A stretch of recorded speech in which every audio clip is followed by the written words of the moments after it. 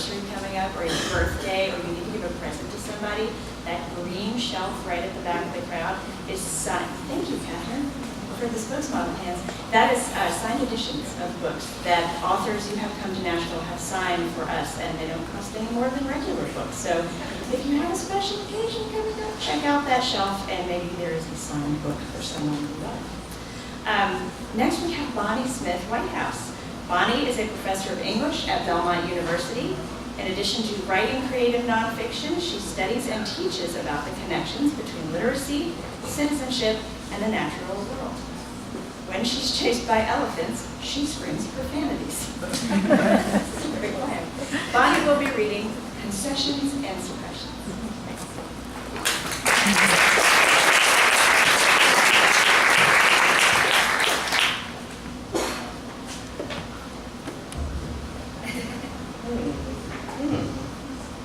How did I get here?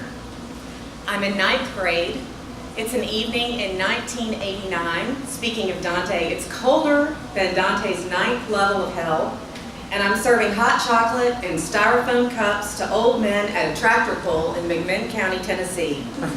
Just because I'm a girl on the student council fundraising for a school trip to Washington, D.C. If I were a boy, I would have taken tickets outside at the entrance, but I'm a girl. So I served the drinks in a crammed kitchen. How did I get here?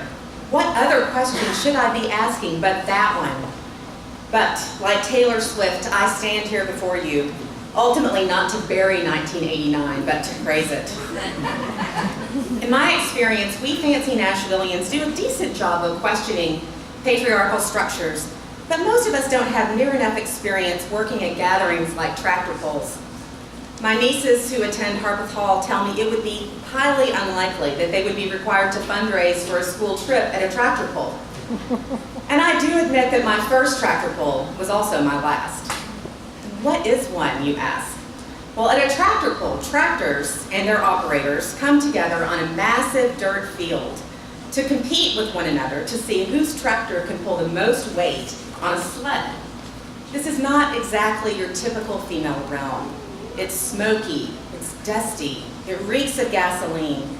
The noise is so all-consuming, you cannot think of another thing but the fact that indeed you are at a tractor pull. Both the spectators and competitors were, as I recall, white men. Cigarettes, overalls, ball caps, cowboy hats. I remember packages of Beech Nut and Red Man peeking out of their overall pockets as they left the concession stand where I did my duty and where they went off giving their all to make America great again.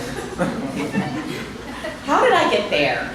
Well, I got there, as I said, because I was a girl in East Tennessee in 1989 on the student council, and I was told that the girls had to go work at the Lions Club tractor pull concession stand to raise money for the Washington trip, so I did.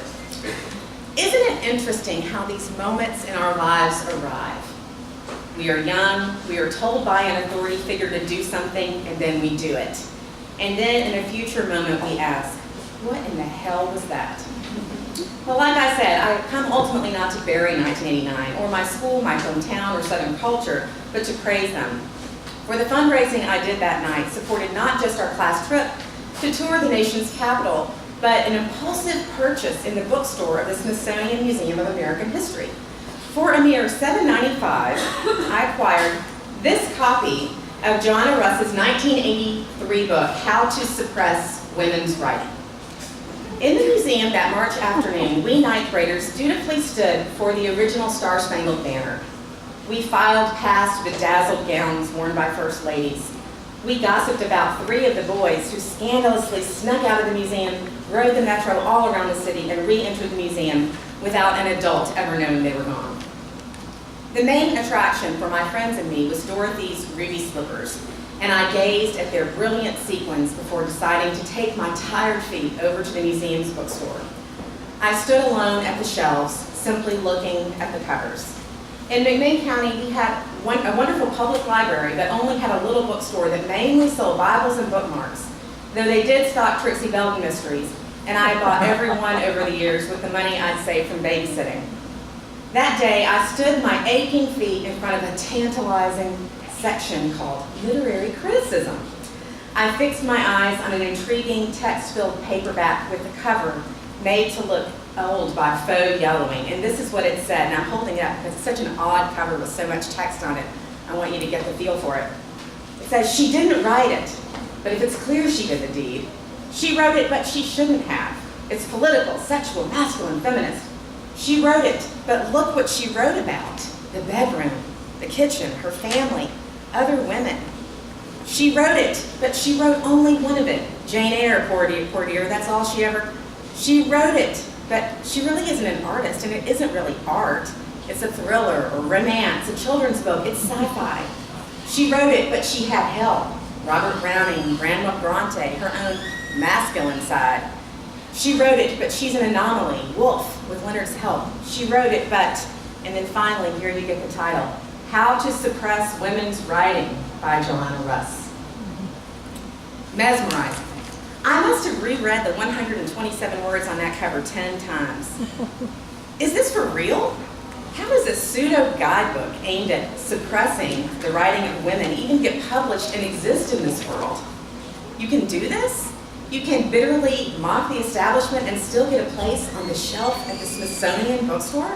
I was blown away by the sarcasm, the explosive suggestion that, as my 9th grade self had suspected, there had been a plot afoot to keep women's voices quiet and controlled, in the kitchen, serving the drinks. I barely even cracked it open to sample the brilliant wit, research, and subversion within its pages. Russ had me with the 127 piercing words on her cover, so I bought it. I felt like I was buying porn. I put the book in the opaque Smithsonian shopping bag and never told anyone on the trip about it. But it changed my life, and not just during 1989. It changed my life for decades. I carried that book to college, where I mainly, happily, studied dead white male writers. The women writers who didn't get celebrated always lurked in the nooks and crannies of my mind.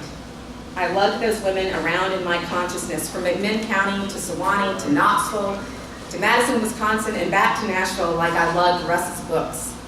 I lugged those unseen, under-celebrated women writers with me like a John Deere lugging weights at the Lions Club tractor pull. How did I get here?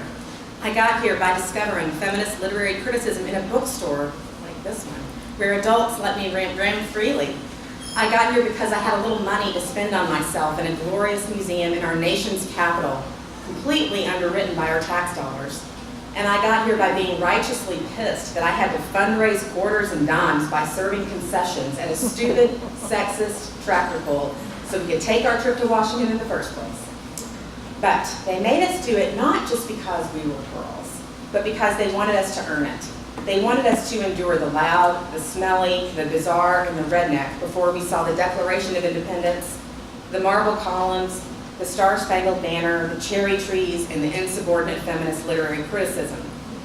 The ruby slippers I originally ventured to the museum to see in the first place carried me here to a new form of gratitude for people and places I've known. Thank you for your subversive handbook, Joanna Russ. There's no place like home.